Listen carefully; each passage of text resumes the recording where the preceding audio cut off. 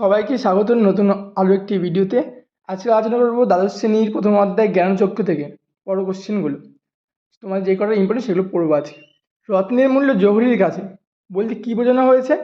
উক্তিটির তাৎপর্য বিশ্লেষণ করো। খুব খুব ইম্পর্টেন্ট কোশ্চেন। এই কোশ্চেনের প্রতিটি ইম্পর্টেন্ট থাকে।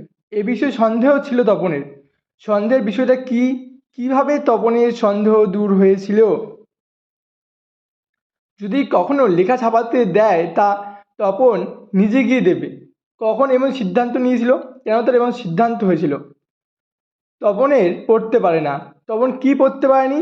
তা না পড়ার কারণ কি? এখানে স্পেলিং ভুল আছে দেখে, এখানে কিছু বানানো ভুল আছে দেখে নেবে। লেখক হতে বাধা কি? বাধা নেই কেন?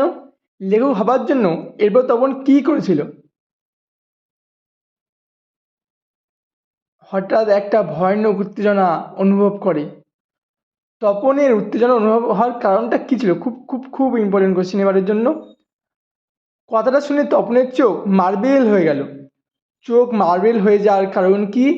কোন কথা শুনে তপনের এই অবস্থা? গল্পের শুরুতেই আছে, দ্বিতীয় পেজে খুব সুন্দরভাবে আছে। এটা লিখতেই হবে, খুব ভালো কোশ্চেন এবার আসতে চলেছে। ছোটো মাসি সেই দিকে ধাবিত হয়। ছোটো মাসি কোন দিকে ধাবিত হয়? তার পরিণতি কী ঘটে? এটাও খুব ইম্পর্টেন্ট কোশ্চেন এবারের জন্য, টপ 10 জায়গা পেয়েছে। পরবর্তী কোশ্চেন, ক্রমশ কথাটা ছড়িয়ে পড়ে। কোন কথাটা ছড়িয়ে পড়ে এবং ছড়িয়ে পড়ার ফলে কী ঘটেছিল সেটা ব্যাখ্যা করতে হবে। খুব ইম্পর্টেন্ট কোশ্চেন। হ্যাঁ, আজকের শেষ প্রশ্ন। তপনের হাত আছে, চোখও আছে, বক্তা কে? তার এমন মনে হওয়ার কারণ কি হয়েছিল?